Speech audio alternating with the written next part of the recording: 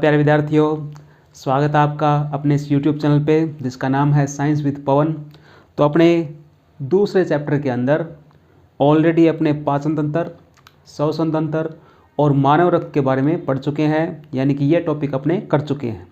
और आज अपने जो टॉपिक शुरू करने जा रहे हैं उसका संबंध वैसे रक्त से ही है, लेकिन अपने यहाँ पे संपूर्ण तंत्र के बारे में पढ़ेंगे जिसका नाम है रक्त परिसंचरण तंत्र, यानी कि ह्यूमन सर्कुलेटरी सिस्टम। किस प्रकार से ये कार्य करता है वो अपने देखेंगे और अपने आप में सबसे ज़्यादा महत्वपूर्ण ये टॉपिक भी है। इसलिए सबसे पहले अपने देखते हैं इसकी डेफिनेशन, यानी कि परिभाषा। तो वह जैविक प्रक्रिया, क्योंकि जीवों के अंदर होने वाली ये प्रक्रिया है, और यहाँ पे अगर बात कर रहे हैं मानव के बारे में, तो वह जैविक प्रक्रिया जिसमें शारीरिक कोशिकाओं के मध्य गैसों का, यानी कि खासकर O2 एंड CO2 का, और पचे हुए भोजन का, यानी कि जो पोषक तत्व पाए जाते हैं उनका, हार्मोन्स का और उत्सर्जित पदार्थों का परिवहन होता है। यानी कि मुख्य रूप से इन पदार्थों का क्या होता है? परिवहन होता है, यानी कि लाना और ले जाना, और उसे कहा जाता है परिसंचरण, या फिर इस प्रकार के तंत्र को कहते हैं परिसंचरण तंत्र। यानी कि सारी प्रक्रिया रक्त के माध्यम से होती है, ठीक है, जिसके अंदर अपने जो कोशिकाओं के मध्य गैसों का आदान प्रदान भी होगा, पचे हुए भोजन का एक प्रकार से देखा जाए तो पोषक तत्वों का संवहन भी होगा, परिवहन भी होगा, हार्मोन्स का परिवहन भी होगा, और उत्सर्जित पदार्थ होते हैं उनका परिवहन भी होता है। तो ये संपूर्ण तंत्र क्या कहलाता है? परिसंचरण तंत्र। अब उसके बाद में अगला पॉइंट, मानव में रक्त एक निश्चित बंद नलिकाओं में, यानी नलिका रूपी संरचना होती है, उसमें प्रवाहित होता है, ठीक है। और इसलिए मानव में जो परिसंचरण तंत्र पाया जाता है वो बंद प्रकार का होता है। किस प्रकार का होता है? बंद प्रकार का होता है, ठीक है। यानी कुछ ऐसे जीव होते हैं जिनके अंदर खुले प्रकार का होता है, लेकिन अगर मानव की बात करते हैं तो मानव में बंद प्रकार का परिसंचरण तंत्र पाया जाता है।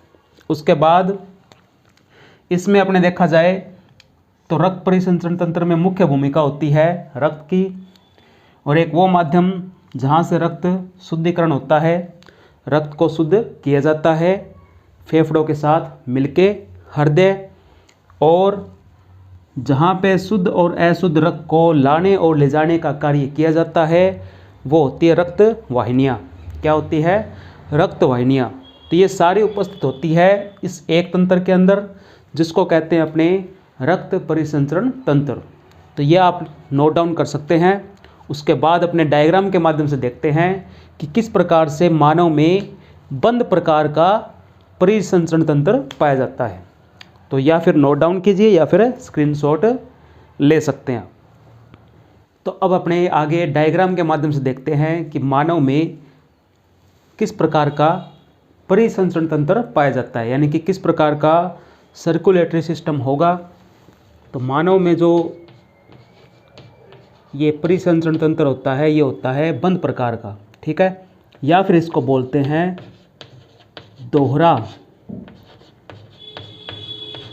परिसंचरण तंत्र। यानी कि बंद नलिकाओं में बंद नलिका रूपी संरचनाएं जो होती है इनमें रक्त प्रवाहित होता है, इसलिए इसको बोलते हैं बंद प्रकार का परिसंचरण तंत्र। और रक्त को शुद्ध होने के लिए यहाँ पे 2 बार चक्कर लगाना पड़ता है, 2 बार यहाँ पे पूरी तरीके से घूम के आना पड़ता है इसको, तभी इसको बोलते हैं दोहरा परिसंचरण तंत्र। तो इसके बारे में अपने देखते हैं कि कौन कौन से इसके भाग पाए जाते हैं। तो सबसे पहले अपने नीचे आपको येलो कलर में आपको एक संरचना दिखाई दे रही है, ये वो भाग जो सभी कोशिकाओं के मिलने से बनते हैं, यानी कि ऊतक। उसके बाद में ऊपर भी एक ये अपने येलो कलर की संरचना है, ये है अपनी वायु कुपिका, यानी कि फेफड़ों की सबसे छोटी इकाई जो एक प्रकार से रक्त के शुद्धिकरण में सहायता करेगी, वो अपने आगे देखते हैं। फिर आपको 2 गुलाबी रंग में संरचना दिखाई दे रही है, ये संरचना होती है RBC की, यानी कि रेड ब्लड सेल्स।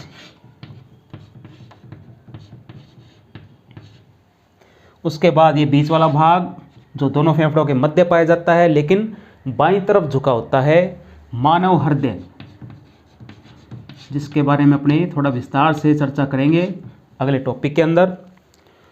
अब आपको जो भाग इसके अंदर बचे हैं आपके लिए, तो ये दो प्रकार की यहाँ पे नलिकाएं दिखाई दे रही है, एक नीले रंग के अंदर है और एक ऑरेंज रंग के अंदर है। ठीक है, तो यहाँ पर जो नीले कलर के अंदर है वो होती है रक्त शिरा, यानी कि वो नलिका जिसके अंदर CO2 युक्त अशुद्ध रुधिर प्रवाहित होता है, अशुद्ध रक्त इसके अंदर पाया जाता है।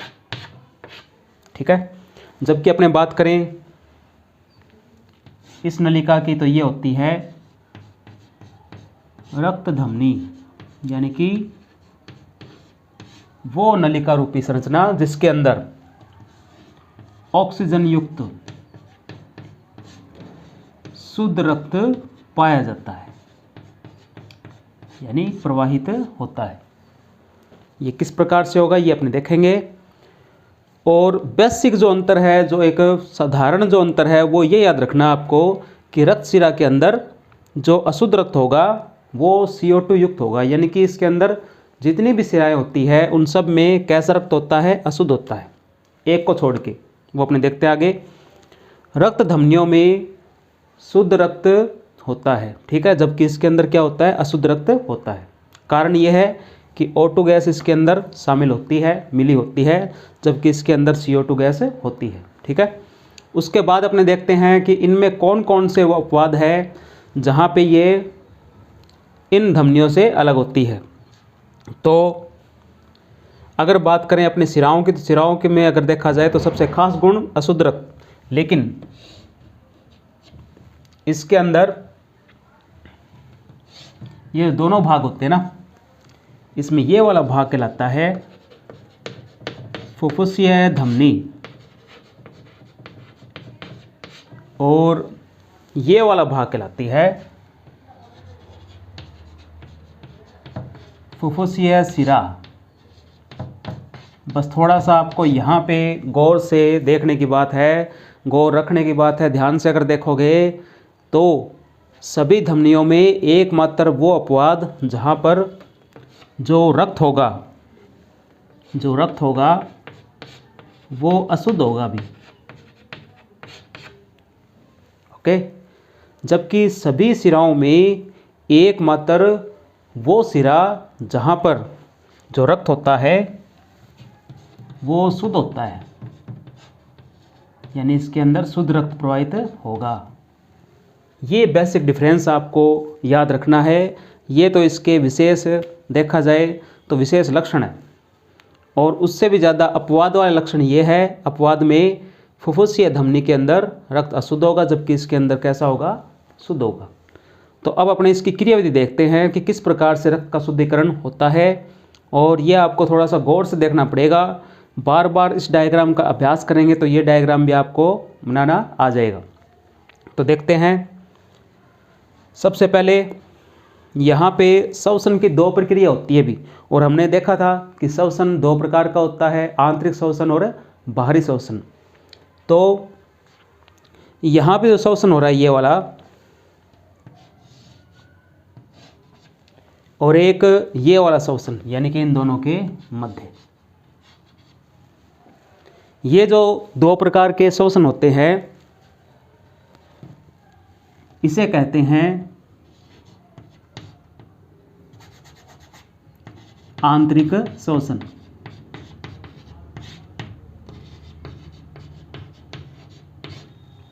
जबकि ये वाला श्वसन होता है बाहरी श्वसन। बाहरी श्वसन जो मुख्य रूप से वायुकोपिका और जो रक्त की केशिकाएं होती है, यानी कि धमनी और शिरा जब आगे जाकर बंट जाती है, विभाजित हो जाती है, तो केशिकाओं का निर्माण करती है। ये अपने ऑलरेडी बता चुके हैं। तो इनके बीच में जो श्वसन होता है वो होता है बाहरी श्वसन। और जो रक्त कोशिकाएं जो होती है और ऊतकों के मध्य जो श्वसन होता है उसे बोलते हैं आंतरिक श्वसन। तो अपने यहाँ पे देखते हैं कि शुरुआत कहाँ से होती है। अब जरा देखिए कि ऊतक जो होते हैं, ऊतक श्वसन के दौरान इनसे मुक्त होती है कार्बन डाइऑक्साइड गैस। कौन सी गैस होती है? कार्बन डाइऑक्साइड गैस मुक्त होती है, यानी कि तीर का निशान ऊपर की तरफ, मतलब यहाँ से ये रक्त कोशिकाओं में ये गैस प्रवेश करेगी। जैसे ही रक्त कोशिकाओं में ये गैस प्रवाहित करेगी तो ये जो अगर देखा जाए तो अशुद्ध रक्त होगा वो यहाँ से बढ़ना शुरू हो जाएगा, यानी कि यहाँ पे क्या है? अशुद्ध रक्त है। और ये अशुद्ध रक्त जिस नलिका के माध्यम से, जिस रक्तवाहिनी के माध्यम से हृदय में प्रवेश करता है उसे कहा जाता है रक्त शिरा। यानी कि इसमें अशुद्ध रक्त आया कहाँ से? इस रक्त कोशिका से, क्योंकि रक्त कोशिकाएं तो होती है इसके अंदर जो गति करती है, प्रवाहित होती है। और यहाँ से CO2 कहाँ से आई? ऊतकों में से। ठीक है। अब ये जो रक्त होगा ये प्रवेश करेगा कहाँ पे? हृदय में। और हृदय के 4 भाग होते हैं।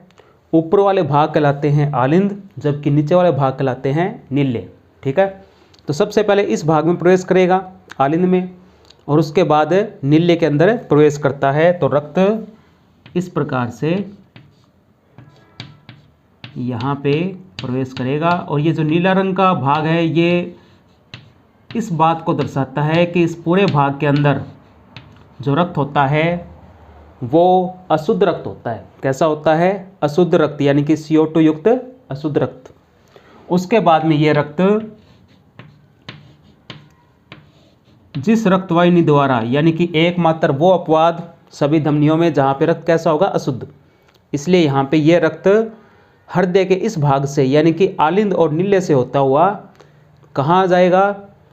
फुफ्फुसीय धमनी के माध्यम से प्रवेश करेगा अपने, ये रक्त कोशिकाएं हैं, और इसी रक्त कोशिकाओं के माध्यम से यहाँ पे प्रवेश करेगा जिसे बोलते हैं अपने वायु कोशिका।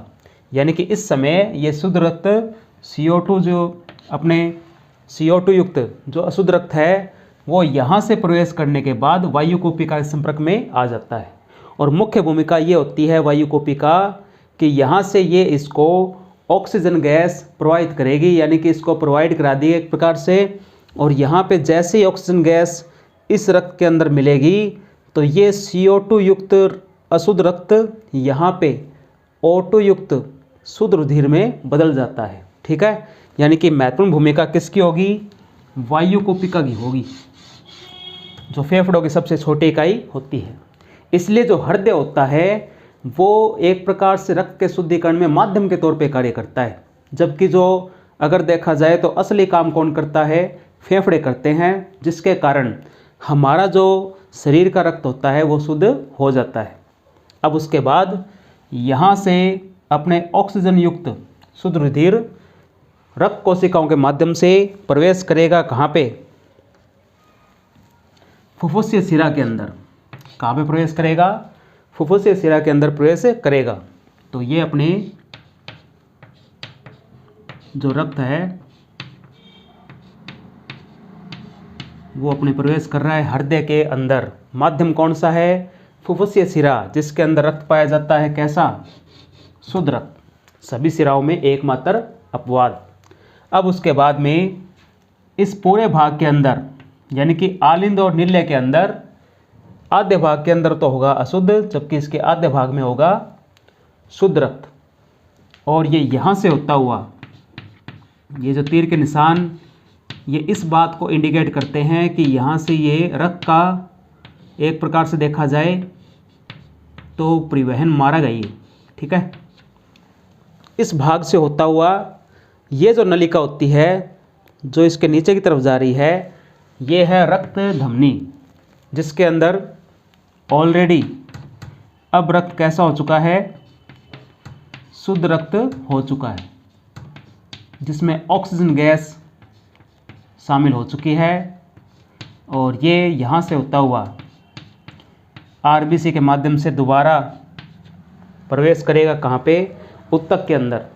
यानी कि वो रक्तवाहिनी जो अशुद्ध रक्त को शरीर के अंगों से, यानी कि ऊतकों से हृदय में लाती है उसे कहते हैं रक्त शिरा। क्या कहते हैं? रक्त शिरा।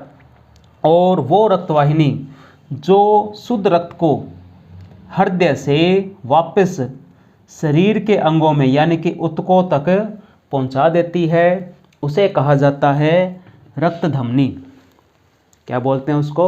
रक्त धमनी कहते हैं। ये इसका बेसिक डिफरेंस है। उसके बाद अगर और डिफरेंस देखें और निकाल के देखें तो ये नीले रंग की संरचना क्योंकि इसके अंदर अशुद्ध रक्त है, जबकि जो लाल रंग की संरचना होती है वो होती है धमनी। ठीक है, तो ये डायग्राम आप लोग इसका स्क्रीनशॉट ले सकते हैं और उसके बाद देखते हैं फिर अपने आगे का टॉपिक। अब इसमें अंतर देखते हैं कि धमनी और शिरा में जो अंतर होते हैं वो क्या होते हैं। वैसे अपने बता चुके हैं ये, फिर भी आप इसे नोट डाउन भी कर सकते हैं कि रक्त धमनी वे रक्तवाहिनियाँ जो शुद्ध रक्त को, किस रक्त को? शुद्ध रक्त को हृदय से विभिन्न अंगों तक ले जाती है। ठीक है, यानी कि जो शुद्ध रक्त होगा वो हृदय से विभिन्न अंगों में, ऊतकों में पहुंच जाएगा और जो माध्यम होगी वो कौन होगी? धमनियाँ। ठीक है, अब उसके बाद अपने देखते हैं रक्त शिरा के। तो ऐसी रक्तवाहिनियाँ जिसमें रक्त होता है अशुद्ध। कैसा रक्त होगा? अशुद्ध। इस रक्त को जो ये अलग अलग अंग होते हैं, विभिन्न अंग होते हैं, ऊतक होते हैं, यहाँ से हृदय में लाया जाता है। यानी कि वो माध्यम जहाँ से अशुद्ध रक्त को विभिन्न अंगों से हृदय में लाया जाता है वे माध्यम कहलाती है शिराएँ। यानी कि वे रक्तवाहिनियाँ कहलाती है शिराएँ। उसके बाद आपको बताया था कि जो शुद्ध रक्त होता है उसका मुख्य कारण होता है ऑक्सीजन गैस की मात्रा, जबकि अशुद्ध रक्त होता है उसके अंदर CO2 युक्त गैस की मात्रा। ठीक है, ये बेसिक डिफरेंस। उसके बाद अगर रंग देखा जाए तो धमनियाँ लगभग गहरे लाल रंग की होती है, जबकि शिराओं का रंग होता है नीला हरा। और लगभग ऊपरी सतह पे ये शिराएँ पाई जाती है, जबकि धमनियाँ थोड़ी गहराई में होती है। इसको स्पंदन के रूप में महसूस कर सकते हैं। जो ये नाड़ी की धड़कन होती है यानी नाड़ी स्पंदन होता है उसको महसूस कर सकते हैं। गले के आसपास भी कई बार स्पंदन महसूस होता है। तो ये मुख्य रूप से देखा जाए तो धमनियों का स्पंदन होता है। और उसके अलावा आपने एक बार ये भी देखा था कि जो अधिक रक्तदाब होती है वो धमनियाँ सहन कर सकती है क्योंकि इसकी दीवारें मोटी होती है, जबकि शिराओं की जो दीवारें होती है उनमें वो क्षमता नहीं पाई जाती जिसके कारण ये उच्च रक्तदाब सहन कर सके। ठीक है, यानी इनकी दीवारें कैसी होती है? पतली होती है। अब उसके बाद मुख्य तौर पे अपवाद। सभी धमनियों में एकमात्र वो धमनी जिसके अंदर अशुद्ध रक्त पाया जाता है, अशुद्ध रक्त प्रवाहित होता है। ठीक है, अपवाद मुख्य तौर पे याद रखना आपको। जबकि सभी शिराओं में एकमात्र वो शिरा जिसके अंदर शुद्ध रक्त प्रवाहित होता है। ये महत्वपूर्ण भूमिका निभाती है रक्त के शुद्धिकरण में। ठीक है, तो आप इसे भी नोट डाउन कर सकते हैं।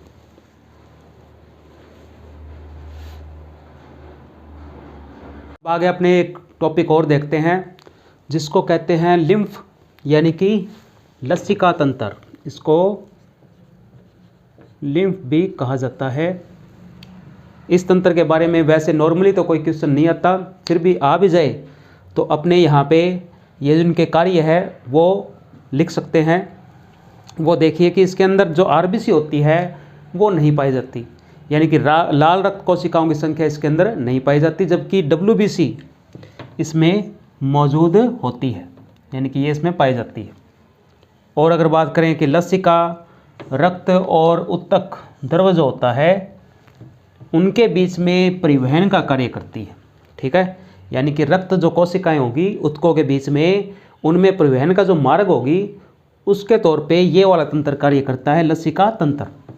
उसके बाद यह एक खुला तंत्र होता है, यानी कि खुला परिसंचरण तंत्र होता है। याद रखना कि अगर पूछा जाए कि मानव में किस प्रकार का जो ये तंत्र पाया जाता है तो वो मुख्य रूप से होता है बंद प्रकार का। कैसा होता है? बंद प्रकार का। अगर पूछा जाए कि लसिका तंत्र किस प्रकार का तंत्र है तो ये है खुला परिसंचरण तंत्र। बस ये थोड़ा सा आपको याद रखना पड़ेगा। उसके बाद जिसमें रक्त माध्यम के रूप में कार्य करता है, भी इसमें जो रक्त होगा वो एक माध्यम के रूप में कार्य करेगा। लसिका तंत्र सहायक परिवहन तंत्र के रूप में होता है, यानी कि एक प्रकार से हम इसको दूसरा परिवहन तंत्र भी बोल सकते हैं। पहला तो अपने मुख्य रूप से है ही, जिसको अपने बंद परिसंचरण तंत्र बोलते हैं, जबकि ये होता है एक प्रकार से सहायक परिवहन तंत्र, यानी कि सहायक परिसंचरण तंत्र, उसके रूप में ये कार्य करता है। अगर क्वेश्चन बन भी जाए यहाँ से कि सहायक परिवहन तंत्र के रूप में किस प्रकार का तंत्र कार्य करता है, तो वो होता है लसिका तंत्र। उसके बाद में जिसमें जो हृदय होता है, हृदय के द्वारा रक्त को लगातार रक्त वाहिनियों में यानी कि धमनी और शिराओं के अंदर पंप किया जाता है। पंप करेगा तभी दबाव पैदा होगा, और दबाव पैदा होगा तभी रक्त जो लक्ष्य अंग होते हैं और जो हृदय होता है वहाँ तक पहुँचेगा, ताकि रक्त का क्या उसके शुद्धिकरण हो सके। तो ये अपने आज का टॉपिक, इसे आप नोट डाउन कर सकते हैं। चलिए, तो अब बारी है उन 2 प्रश्नों की जो आपसे पूछे गए थे पीछे वाली क्लास के अंदर। सबसे पहला प्रश्न जो ये था कि मानव में वो कौन सी रक्त कोशिका पाई जाती है, मौजूद होती है, जो रक्त का थक्का जमाने का कार्य करती है, उनको बनाती है। तो इसका सही जवाब है प्लेटलेट्स, यानी कि पट्टिकाणु, बिंबाणु, थ्रोम्बोसाइट, इसके कई नाम होते हैं। ये वो कोशिकाएं होती है जो मुख्य रूप से अगर चोट लग जाए तो जो रक्त का प्रवाह बंद हो जाता है, एक प्रकार से थक्का बन जाता है, उसमें सहायक होती है। और अगर देखा जाए तो डेंगू जैसे कुछ ऐसे रोग होते हैं जो इनकी संख्या को कम कर देते हैं। तो ये था इसका जवाब, प्लेटलेट्स। अब बारी अपने अगले प्रश्न की, जिसमें आपसे ये पूछा गया था कि मानव के रक्त के अंदर जो हीमोग्लोबिन होता है उसमें मुख्य रूप से कौन सा जो तत्व पाया जाता है, यानी एक प्रकार से कौन सा जो आयन होता है वो मौजूद होता है। तो इसका सही जवाब है फेरस, यानी कि लोहा, जिसको आयरन भी कहा जाता है। इसलिए इस लोहे के कारण इसका नाम पड़ा है हिम। और एक ग्लोबिन प्रोटीन पाई जाती है, इसलिए दोनों के संयोजन से जो नाम पड़ा है वो है हीमोग्लोबिन। तो इसका सही जवाब क्या था, जो आयरन तत्व होता है वो हीमोग्लोबिन में मौजूद होता है। तो ये आपके 2 क्वेश्चन कंप्लीट हो चुके हैं, और ये टॉपिक आपको बार बार रिपीट करना है, बार बार अध्ययन करना है, और बार बार वो जो डायग्राम है दोहरा परिसंचरण तंत्र का वो बना के भी देखना है, और अपने नोट्स तैयार करते रहने हैं, ताकि तब जब भी आप दोबारा उसका रिवीजन करो तो वो रिवीजन आप लोग कर सको बढ़िया तरीके से। तो मिलते हैं अपने अगले टॉपिक के अंदर, जिसमें अपने पढ़ेंगे मानव हृदय के बारे में, जहाँ से उठने वाले जो क्वेश्चन होते हैं वो आपको बताए जाएंगे।